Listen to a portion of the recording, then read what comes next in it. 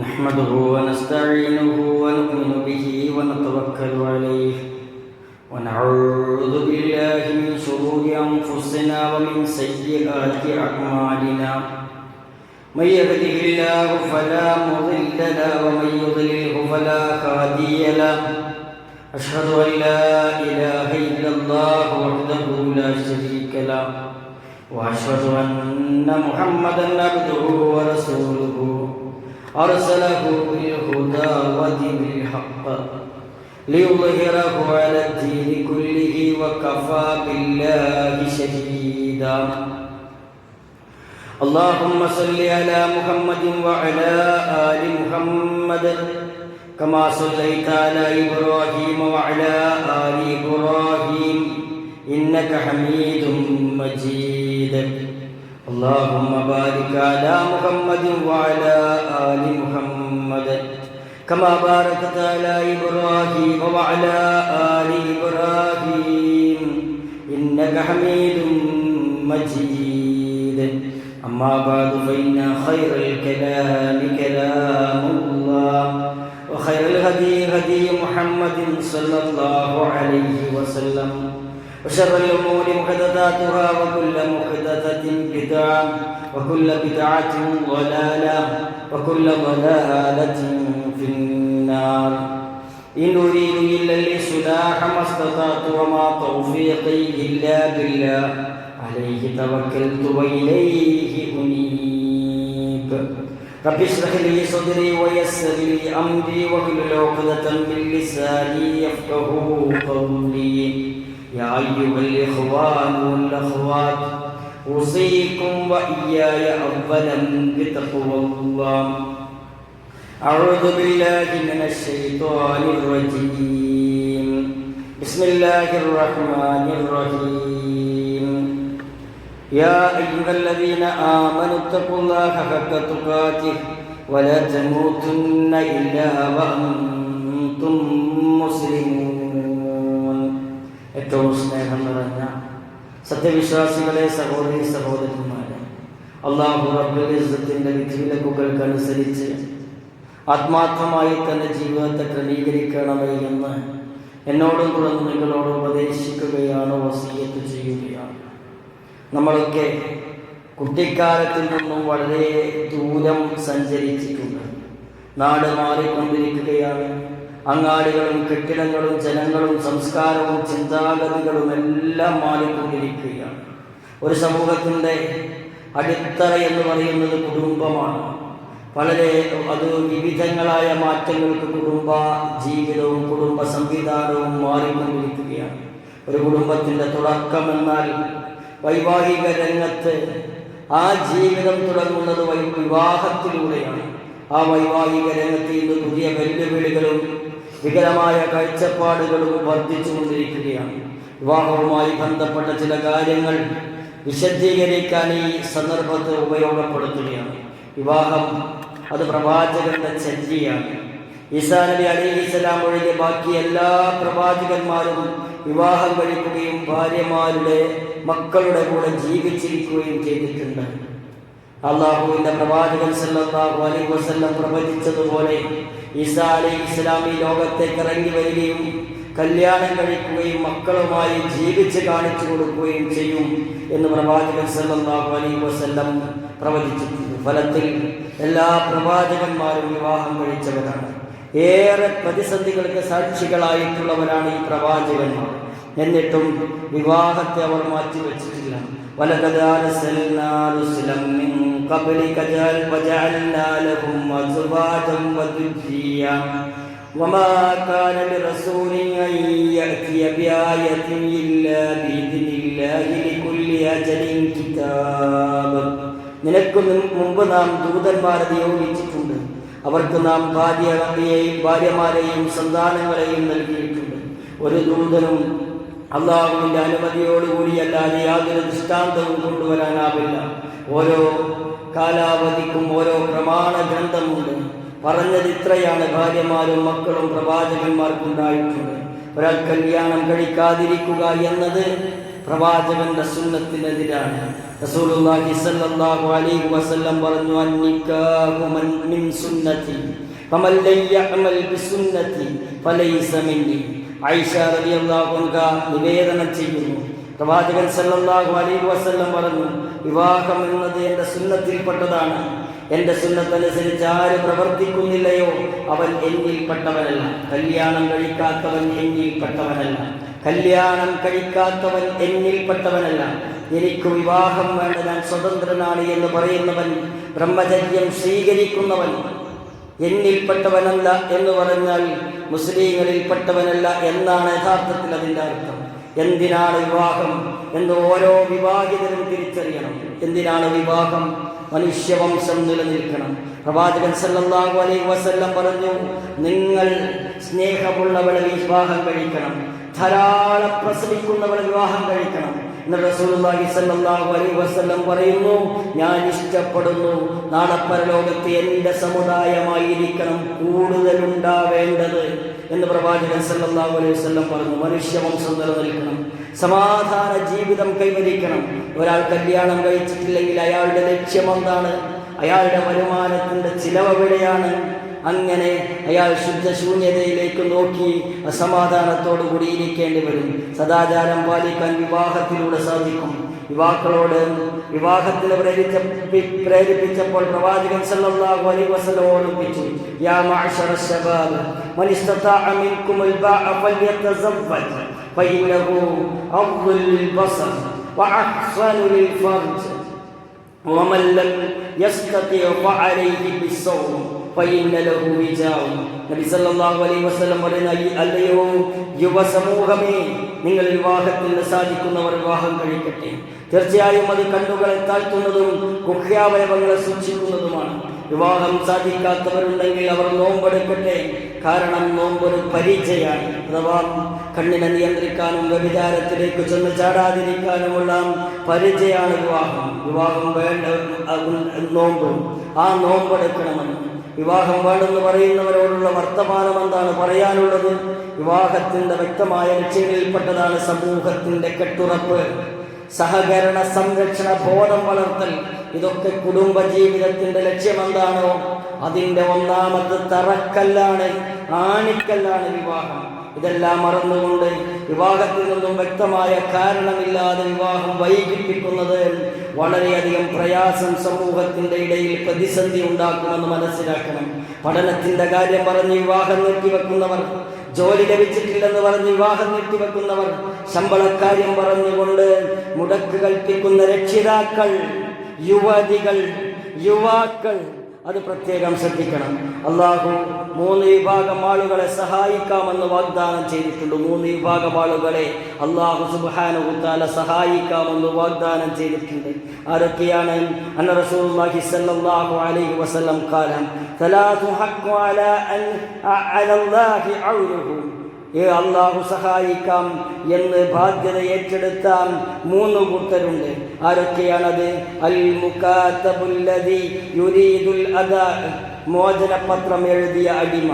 മോചനപത്രം എഴുതിയ അടിമ മോചനപത്രം എഴുതുന്നതോടുകൂടി അവൻ്റെ കാര്യത്തിൽ അല്ലാഹു തആല പ്രത്യേക സഹായം നൽകും. വൽ നിക്കാഹുല്ലദി യുരീദുൽ ആഫാഫ, ചാരിത്ര ശുദ്ധി കാത്തു സൂക്ഷിക്കാൻ, വ്യഭിചാരത്തിലേക്ക് പോകാതിരിക്കാൻ, കണ്ണു താഴ്ത്തിപ്പിടിക്കാൻ വിവാഹം തീരുമാനിച്ചവരെ അല്ലാഹു സുബ്ഹാനഹു തആല സഹായിക്കും. വൽ മുജാഹിദു ഫീ സബീലില്ലാഹ്, അല്ലാഹുവിൻ്റെ മാർഗത്തിൽ ജിഹാദ് ചെയ്യുന്നവരെയും അല്ലാഹു സുബ്ഹാനഹു തആല സഹായിക്കും. സദാചാരം ഉദ്ദേശിച്ച് വിവാഹത്തിനൊരുങ്ങുന്ന ഒരു വ്യക്തി, അയാളെ അല്ലാഹു തആല സഹായിക്കും. എന്തിന്? സമൂഹത്തിൽ വ്യഭിചാരം വ്യാപിക്കാതിരിക്കാൻ, അല്ലെങ്കിൽ ജീവിതത്തിൽ ഒരാൾക്ക് പരിശുദ്ധി സൂക്ഷിക്കാൻ. ഈമാനിൻ്റെ പകുതിയാണ് വിവാഹം. വിവാഹം കഴിക്കാത്തവൻ ഈമാനിൻ്റെ പകുതിയേയുള്ളൂ. ഈമാനിൻ്റെ പൂർണ്ണതയിലേക്ക് എത്തണമെങ്കിൽ വിവാഹപ്രായമെത്തിയാൽ അവൻ വിവാഹം കഴിക്കണം. സമൂഹത്തിൻ്റെ ഉത്തരവാദിത്തമായി മാറുകയാണ് ചെറുപ്പക്കാർ വിവാഹം കഴിപ്പിക്കുക എന്നത്. അൻകിഹുൽ അയാമ മിൻകും വസ്വാലിഹീന മിൻ ഇബാദിക്കും وإيمانكم أن يكونوا فقراء يغنيهم الله من فضله. നിങ്ങളിലുള്ള അവിവാഹിതരെയും നിങ്ങളുടെ അടിമകളിൽ നിന്നും അടിമ സ്ത്രീകളിൽ നിന്നും നല്ലവരായിട്ടുള്ളവരെയും നിങ്ങൾ വിവാഹബന്ധത്തിൽ ഏർപ്പെടുത്തുക. അവർ ദരിദ്രരാണെങ്കിൽ അള്ളാഹു തൻ്റെ അനുഗ്രഹത്തിൽ നിന്ന് അവർക്ക് ഐശ്വര്യം നൽകുന്നതാണ്. അള്ളാഹു വിശാലതയുള്ളവനും സർവജ്ഞനുമാണ്.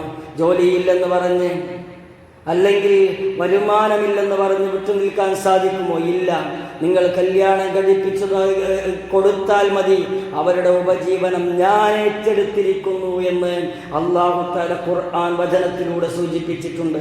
വിവാഹിതരായ ആളുകൾ ശ്രദ്ധിക്കണം. ഈ സമയത്ത് വളരെയധികം പ്രതിസന്ധി അനുഭവിക്കുന്നത് യുവാക്കളാണ്. യുവാക്കൾ പ്രതിസന്ധി അനുഭവിക്കാനുള്ള കാരണങ്ങളെ പഠിക്കണം.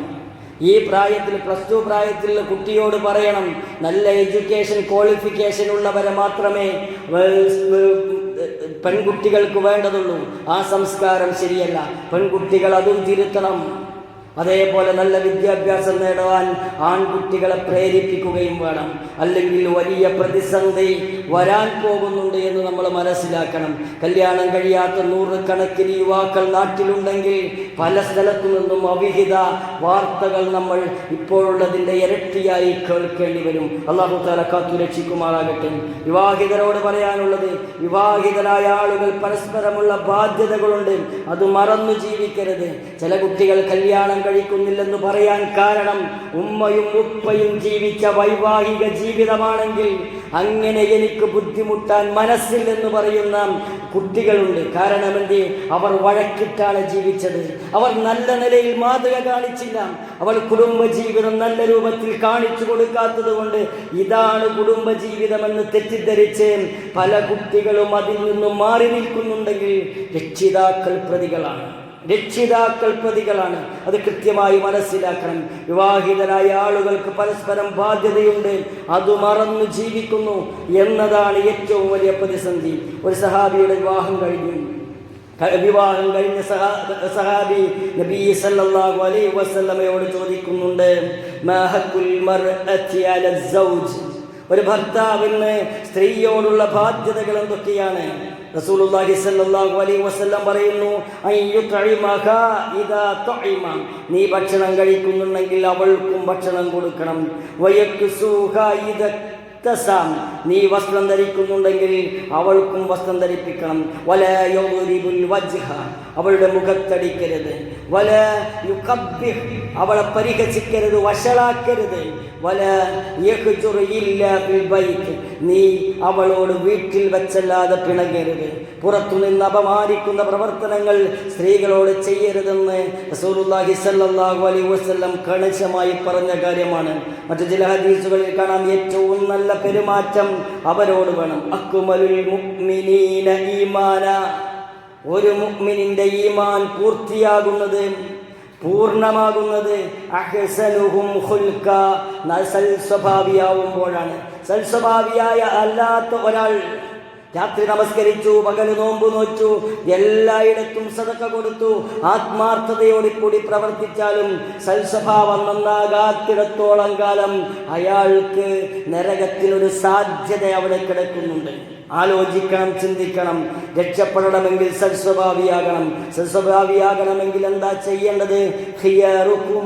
ഖിയാറുക്കും ലിനിസാഇഹിം, നിങ്ങൾ ഏറ്റവും നല്ല നിലയിൽ പെരുമാറേണ്ടത് ഭാര്യമാരോടാണ്. ഭാര്യമാരോട് നന്നായി പെരുമാറുന്ന ഭർത്താവിനെ സൽസ്വഭാവി എന്ന സർട്ടിഫിക്കറ്റ് ലഭിക്കുകയുള്ളൂ. അങ്ങനെ അവൻ്റെ ഈമാൻ പൂർത്തിയാക്കാൻ അവൻ്റെ സാധിക്കുകയുള്ളൂ. അത് ചിന്തിക്കണം, ആലോചിക്കണം. ഖുർആനിൽ അതിമനോഹരമായി ഒറ്റവാചകത്തിൽ പറയുന്നുണ്ട്, വഅശിറൂഹുന്ന ബിൽ മഅറൂഫ്, നിങ്ങൾ അവരോട് മര്യാദയോടുകൂടി സഹവർത്തിക്കണം. മര്യാദയോടുകൂടി അല്ലാതെ പെരുമാറേണ്ട ധാരാളം സന്ദർഭങ്ങൾ ഭാര്യമാരുണ്ടാക്കും. ആ സമയത്ത് ക്ഷമയോടുകൂടി നിലനിന്ന് മര്യാദയോടുകൂടി പെരുമാറുന്നവനാണ് നല്ല ഭർത്താവ്. നല്ല ഭർത്താവായിട്ടില്ലെങ്കിൽ നല്ല അധ്യാപകനായിട്ട് കാര്യമില്ല. നല്ല ഭർത്താവായിട്ടില്ലെങ്കിൽ നല്ല കച്ചവടക്കാരനായിട്ട് കാര്യമില്ല. നല്ല ഭർത്താവായിട്ടില്ലെങ്കിൽ നല്ല ഡ്രൈവറായിട്ട് കാര്യമില്ല. നല്ല ഭർത്താവായിട്ടില്ലെങ്കിൽ നല്ല പ്രഭാഷകനായിട്ട് കാര്യമില്ല. കൃത്യമായി നമ്മൾ മനസ്സിലാക്കണം. നല്ല ഭർത്താവാകുക എന്നതിന് മുൻഗണന കൊടുക്കുക എന്നത് പ്രധാനമാണ്. ഭാര്യമാരോട് കളിച്ചിരി തമാശകളിൽ ഏർപ്പെടുന്നതും കൂടെ ഇരിക്കുന്നതും വിനോദങ്ങളിൽ പങ്കാളികളാകുന്നതും ഒന്നും കുറ്റകരമല്ല, എല്ലാം പുണ്യകരമാണ്. ഒരു ഭാര്യ ഭർത്താവിനെ കൊണ്ട് സന്തോഷിക്കുമ്പോൾ എമ്പാടും പ്രതിഫലം. അതുകൊണ്ട് അല്ലാഹു സുബ്ഹാനഹു വ തആല നമുക്ക് വേണ്ടി എഴുതി വെക്കും. അതിനു വേണ്ടി നമ്മൾ നിലകൊള്ളണം. അവളുടെ വായിൽ വെച്ച് കൊടുക്കുന്ന ഒരു ഉരുള ഭക്ഷണം പോലും നിനക്ക് പ്രതിഫലം കിട്ടുന്ന കാര്യമാണ്. രസകരമായ സന്തോഷകരമായ ദാമ്പത്യമാക്കി മാറ്റുക എന്നത് രണ്ടുപേർക്കും ഭാരിച്ച ഉത്തരവാദിത്വമുണ്ട്. ഭാര്യയെ കേൾക്കാൻ കഴിയണം. അവൾ പറയുന്ന കാര്യങ്ങൾ കാമ്പുള്ളതാണെങ്കിൽ അനുസരിക്കാൻ പറ്റണം. ഭർത്താവിനെ അനുസരിക്കാൻ ഭാര്യയ്ക്ക് സാധിക്കണം. അങ്ങോട്ടും ഇങ്ങോട്ടും പരസ്പര സഹകരണവും ബഹുമാനവും സ്നേഹവും ഒരേപോലെ കൊണ്ടു നടക്കാൻ സാധിക്കണം. ഭാര്യമാരോട് പറയാനുള്ളത് എന്താ? ഭാര്യയ്ക്ക് ഭർത്താവിനോട് ബാധ്യതകളുണ്ട്. അദ്ദേഹം പറഞ്ഞാൽ അവൾ അനുസരിക്കണം, നോക്കിയാൽ സന്തോഷിപ്പിക്കണം. عن أبي هريرة رضي الله عنه تعالى قال رسول الله صلى الله عليه وسلم رسول الله صلى الله عليه وسلم പറഞ്ഞു خير النساء امرأة ഒരു പെണ്ണ്, ഭാര്യയായ ഒരു പെണ്ണിൽ ഏറ്റവും ഉത്തമമായ പെണ്ണാരാം? ഇദാ നവർതു ഇലൈഹാ സറതുക, നോക്കിയാൽ സന്തോഷം വരും. ഭർത്താവ് അവളെ നോക്കിയാൽ ഭർത്താവിന് സന്തോഷം വരും. ഭർത്താവിന് സന്തോഷം വരുന്ന രൂപത്തിൽ നിൽക്കുക, ഒരുങ്ങുക, നല്ല വർത്തമാനം പറയുക, മുഖത്തു തെളിച്ചമുണ്ടാവുക എന്നത് ഭാര്യയുടെ കടമയാണ്. വൈദം അമർതുഹാ അതാഅതുക, അവളോട് കൽപ്പിച്ചാൽ അവൾ അനുസരിക്കും. വൈദാ ഗബത അൻഹാ ഖഫളതുക ഫീ നഫ്സിക വമാലിക, നിന്റെ ധനവും അവളുടെ ശരീരവും നീ ഇല്ലാത്ത സമയത്ത് അവൾ സൂക്ഷിക്കും. അത്രയും ഉത്തരവാദിത്തമുള്ളവരായിരിക്കും ഭാര്യ എന്ന് റസൂലുള്ളാഹി സ്വല്ലല്ലാഹു അലൈഹി വസല്ലം പറഞ്ഞു. വിവാഹം അടിമത്തമല്ല. പുരുഷനെ അടിമയാക്കി വെക്കാൻ, ഭർത്താവിനെ അടിമയാക്കി വെക്കാൻ ഭാര്യയ്ക്ക് പാടില്ല. ഭാര്യയെ അടിമയാക്കി വെക്കാൻ ഭർത്താവിനും പാടില്ല. പരസ്പര സഹകരണമാണ് വേണ്ടത്.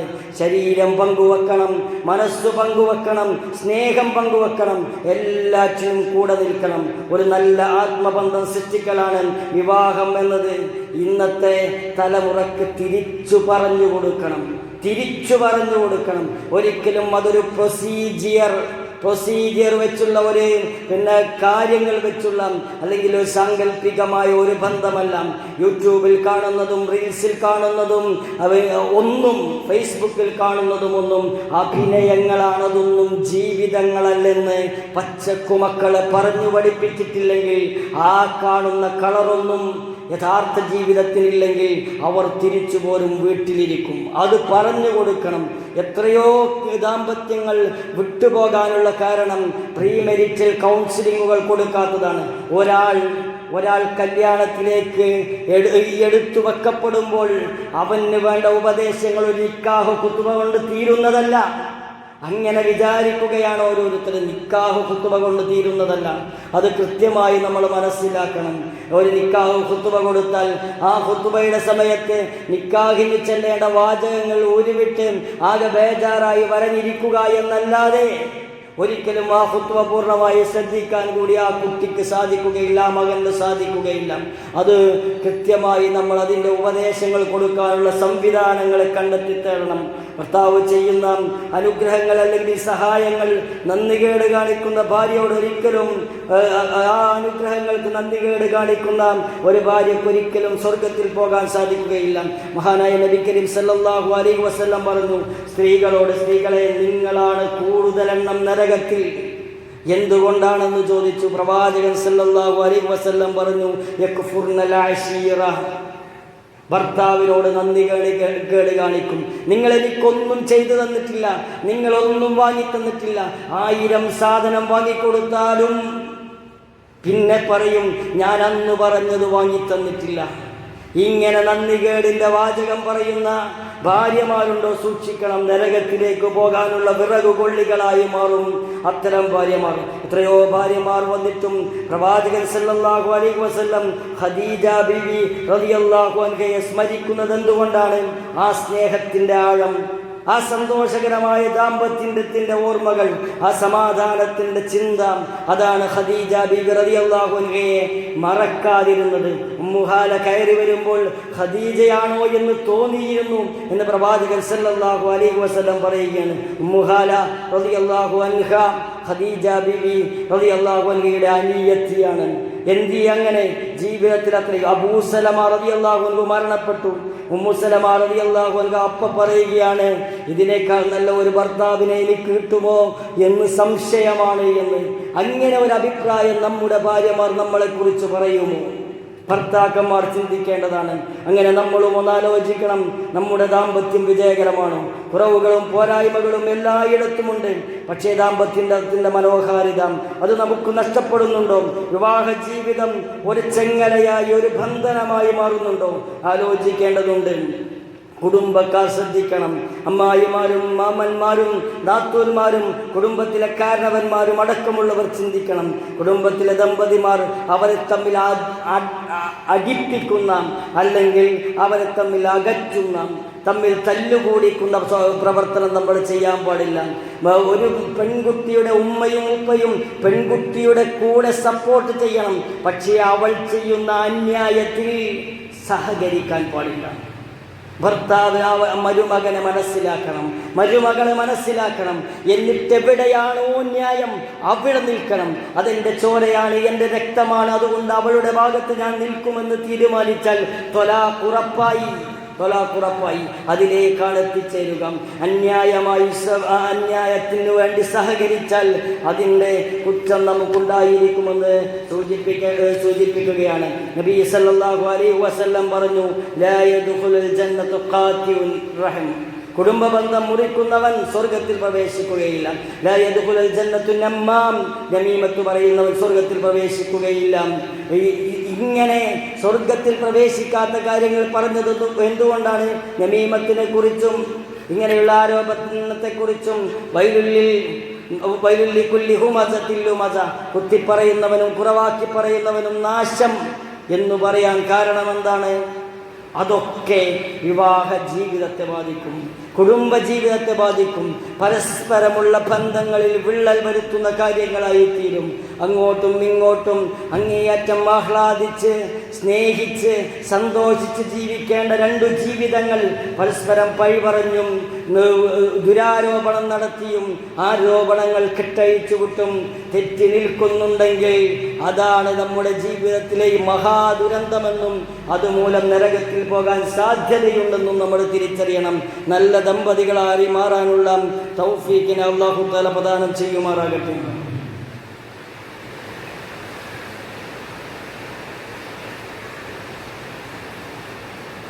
ബിസ്മില്ലാഹിൽ അൽഹംദുലില്ലാഹി വസ്സലാത്തു വസ്സലാമു അലാ റസൂലില്ലാഹി വഅലാ ആലിഹി വസഹ്ബിഹി അജ്മഈൻ, അമ്മാ ബഅദ്. ഒരിക്കൽ കൂടി റബ്ബിനെ സൂക്ഷിച്ച് ജീവിക്കണമേ എന്ന് എന്നോടും തുടർന്ന് നിങ്ങളോടും ഉപദേശിക്കുകയാണ്, വസിയത്ത് ചെയ്യുകയാണ്. തുടക്കം നന്നാവുക എന്നത് ഏതു കാര്യത്തിനും ബറക്കത്ത് കിട്ടുന്ന കാര്യമാണ്. വിവാഹം എന്നത് കുടുംബജീവിതത്തിൻ്റെ തുടക്കമാണ്. ഈ കുടുംബത്തിൻ്റെ തുടക്കം കുറിക്കേണ്ട, അനുഗ്രഹീതമായി മാറേണ്ട വിവാഹ സുദിനത്തെ ആഭാസത്തിലേക്കും അള്ളാഹുവിനോടുള്ള നന്ദികേടിലേക്കും പിശാചിനെ തൃപ്തിപ്പെടുത്തുന്നതിനും വേണ്ടി സമൂഹം വികൃതമാക്കിക്കൊണ്ടിരിക്കുകയാണ്. നമ്മുടെ മകളുടെ കല്യാണം നമ്മളല്ല നിയന്ത്രിക്കുക, അമ്മാവൻ നിയന്ത്രിക്കും, അമ്മായി നിയന്ത്രിക്കും, അവിടെയുള്ള വൃത്തികെട്ട ആശയങ്ങളുള്ള പെണ്ണുങ്ങൾ നിയന്ത്രിക്കും. അതിനയക്കാതിരിക്കുക എന്നത് ഏറ്റവും പ്രധാനമാണ്.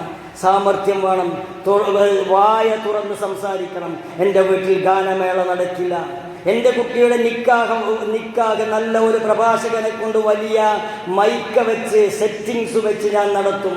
അത് തലേന്ന് മൈക്ക് ഉണ്ടാവില്ല, ഗാനമേളയുണ്ടാവില്ല. കല്യാണം പറയുമ്പോൾ അതും പറയണം നമ്മൾ. തലേന്ന് വന്നവർക്ക് ഭക്ഷണം ഉണ്ടായിരിക്കും, പക്ഷെ തലേന്ന് വന്നവർക്ക് പാടാൻ അവസരമുണ്ടാവുകയില്ല. കരോക്കെ വെച്ച് പാടുക എന്നത് ആ വിവാഹത്തിൻ്റെ മുഴുവൻ ബർക്കത്ത് നഷ്ടപ്പെടുത്തും, അവരുടെ കുടുംബജീവിതത്തെ ഇല്ലാതാക്കും. അതിപ്പോൾ മനസ്സിലാവില്ല. നടത്തി നോക്കൂ, ആ കുടുംബജീവിതത്തിൻ്റെ അവസ്ഥ നിങ്ങൾക്ക് കാണാം. നല്ല നിലയിൽ കൊണ്ടുപോകാൻ സാധിക്കില്ല. തുടക്കം നന്നാവണം, അത് ഏറ്റവും പ്രധാനമാണ്. ഖൈറു ഉമ്മത്തിന് ചേർന്നതെല്ലാം എന്തൊക്കെ?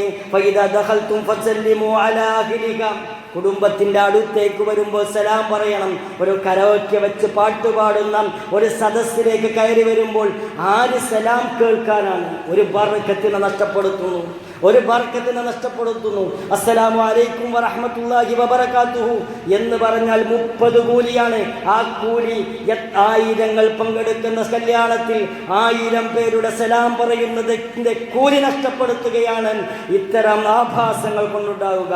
ഇമാത്തത്തുൽ അദാനി ത്വരീഖ്, വഴിയിൽ നിന്ന് മുടക്കങ്ങൾ നീക്കുന്നവന് സ്വർഗമുണ്ടെന്ന് റസൂലുള്ളാഹി സ്വല്ലല്ലാഹു അലൈഹി വസല്ലം പറഞ്ഞിരിക്കുന്നു. വിവാഹ വാഹനങ്ങൾ പോകുന്നത് കണ്ടാൽ ആ റോട്ടിൽ നിന്ന് വേഗം ഉൾറോട്ടിലേക്ക് കയറി നിന്ന് വിശ്രമിക്കാൻ തോന്നും. അത്രക്കും സ്പീഡിലും അത്രക്കും അവധാനതയില്ലാതെയും ആണ് മുഴുവൻ ബ്ലോക്ക് വരുത്തി പ്രശ്നമുണ്ടാക്കി. എന്തിനിത് കാണിക്കുന്നു? ഇത് പവിത്രമായ ഒരു സംഗതിയാണ് വിവാഹം. പവിത്രമായ ഒരു ബന്ധത്തെ ചേർക്കുമ്പോൾ ആ ബന്ധത്തിൽ ഇങ്ങനെയുള്ള നൂലാമാലകൾ കൊണ്ടുവരുന്നവരുണ്ട്. ഇന്ന സ്വലാത്ത കാനത അലൽ മുഅ്മിനീന കിതാബൻ മൗഖൂത, നിസ്കാരം നിർബന്ധമാക്കപ്പെട്ടിട്ടുണ്ട്. ഒരു വലിയ കല്യാണം നടക്കുകയാണ്. നിസ്കാരത്തിന് പന്തലുണ്ടോ? നിസ്കാരത്തിന് സംവിധാനമുണ്ടോ? ഒതുവെടുക്കാൻ സ്ഥലമുണ്ടോ? അടുത്തു പള്ളിയില്ലെങ്കിൽ ആലോചിച്ചു നോക്കൂ, നമ്മുടെ വീട്ടിലെ വിവാഹം എങ്ങനെ നടന്നു? ഇല്ലെങ്കിൽ ആ കൂടിച്ചേരൽ തന്നെ ബർക്കത്തില്ലാത്ത കൂടിച്ചേരലാണ്. ഈ പുട്ടിയിട്ട് ആകെ മാറ്റി 8 മണിക്കൂറൊക്കെ നിൽക്കുന്ന പുതുനാരി ളുഹ്റും അസറും എപ്പോൾ നമസ്കരിക്കും? 5000-ഓ 10000-ഓ 22,000-ഓ കൊടുത്ത് ഇങ്ങനെ ആകർഷകമായ വേഷം ധരിച്ച് ആളുകളുടെ മുന്നിൽ പ്രദർശിപ്പിക്കുന്നത് തനിച്ച വ്യഭിചാരമാണ്. ആ വ്യഭിചാരത്തിനു വേണ്ടി കാശ് ചെലവാക്കി നിൽക്കുന്ന ഉപ്പക്കതിൽ പങ്കുണ്ട്, ഉമ്മക്കതിൽ പങ്കുണ്ട്, വന്നു മാറ്റിക്കൊടുക്കുന്നവന് പങ്കുണ്ട്, ചമഞ്ഞു നിൽക്കുന്ന പുതുനാരിക്കു പങ്കുണ്ട്. അങ്ങനെ ഒരു ആചാരം ഇസ്ലാമികമല്ല, അനിസ്ലാമികമാണ്. അത് വേറെ സമുദായങ്ങൾ ചെയ്യേണ്ട കാര്യങ്ങൾ ഏറ്റെടുത്ത് മുന്നോട്ട് കൊണ്ടുപോവുകയാണ്. ബർക്കത്തുണ്ടാകില്ല ജീവിതത്തിൽ എന്ന് നമ്മൾ മനസ്സിലാക്കണം. തിന്മയിലല്ല ഒരു കാര്യം തുടങ്ങുക. ഒരു കാര്യം തുടങ്ങുമ്പോൾ തുടങ്ങേണ്ടത് എങ്ങനെ? ബിസ്മില്ലാഹിർ റഹ്മാനിർ റഹീം എന്ന് പറഞ്ഞാൽ. അപ്പൊ എന്തിനാ തുടങ്ങേണ്ടത്? നന്മയിൽ തുടങ്ങണം. ഈ സംഗീതവും നൃത്തവും അങ്ങനെയുള്ള അതിരുവിട്ടുകൊണ്ടുള്ള എല്ലാ സന്തോഷ പ്രകടനങ്ങളും അവസാനിക്കേണ്ടതാണ്. അതേപോലെ ഭക്ഷണത്തിൻ്റെ കാര്യത്തിൽ 1000 പേരുണ്ടെങ്കിൽ 1000 × 4 വിഭവങ്ങൾ. എല്ലാവർക്കും 1000 ആൾക്ക് കഴിക്കാനുള്ള മന്തിയുണ്ട്, 1000 ആൾക്ക് കഴിക്കാനുള്ള മട്ടൻ ബിരിയാണി ഉണ്ട്, ചിക്കൻ ബിരിയാണി ഉണ്ട്, കാട ഫ്രൈ ഉണ്ട്. ഇതെല്ലാം 1000 പേർക്കുണ്ടാക്കിയാൽ അതിൽ 750 പേർക്കുള്ളത് ബാക്കിയാവും. എല്ലാറ്റിലും ബാക്കിയാവും. അങ്ങനെ ബാക്കിയാകുന്ന ഭക്ഷണം കൊണ്ടുപോയി കളയുന്നത് എവിടെ? ആർക്ക് കൊടുക്കുന്നു? ഒരൊറ്റ ഭക്ഷണം. അതും ശരിക്ക് ഇസ്ലാമിൽ ഇന്നൽ മുബദ്ദിരീന കാനൂ ഇഖ്വാന ശയാത്തീൻ വകാന ശൈത്വാനു ലിറബ്ബിഹി കഫൂറൻ. ഇങ്ങനെ ദൂർത്ത് നടത്തുന്നവർ മുഴുവൻ അവരെല്ലാം പിശാചിന്റെ സഹോദരങ്ങളാണ്. പിശാചിന്റെ സഹോദരനാകാൻ ആർക്കൊക്കെയാണ് ഇവിടെ ഇഷ്ടം? ഇത് ഈ ഒരു ദിവസമല്ലേ ഉള്ളൂ. ആ ഒരു ദിവസം മതി സഹോദരം. അവിടെ പങ്കെടുത്ത മുഴുവൻ ആളുകളുടെയും എന്തൊക്കെ തിന്മയിൽ അവരേർപ്പെട്ടോ അതിൻ്റെ മുഴുവൻ കുറ്റം കിട്ടാൻ ആ ഒരു ദിവസം മതി. അന്നുവരെ ചെയ്തത് മുഴുവൻ പൊളിയാൻ അത് മതി. ദിവസങ്ങൾ നീണ്ടു നിൽക്കുന്ന വിവാഹം, മേക്കപ്പുകളും കളറ് പൂശലും അനാവശ്യമായി അണിഞ്ഞൊരുങ്ങലും ഭക്ഷണ കാര്യത്തിലുള്ള അമിതവ്യയവും ഒക്കെ നിയന്ത്രിക്കേണ്ടതാണ്. നമ്മൾ നിയന്ത്രിക്കുക. കുറഞ്ഞ സംഘമാണെങ്കിലും നമ്മൾ നിയന്ത്രിച്ചാൽ ബാക്കിയുള്ളവരെ കൊണ്ട് നിയന്ത്രിപ്പിക്കാൻ നമുക്ക് സാധിക്കും. ഇങ്ങനെ വിവാഹ ജീവിതം അങ്ങനെ കടന്നുപോയി ഇണയിലെ ഏതെങ്കിലും ഒരാൾ മരിച്ചു പോകുന്നത് വരെ ഈമാനോടുകൂടി തഖ്വയോടുകൂടി കുടുംബജീവിതം നയിക്കാൻ കഴിഞ്ഞാൽ നാളെ പരലോകത്ത് നമുക്ക്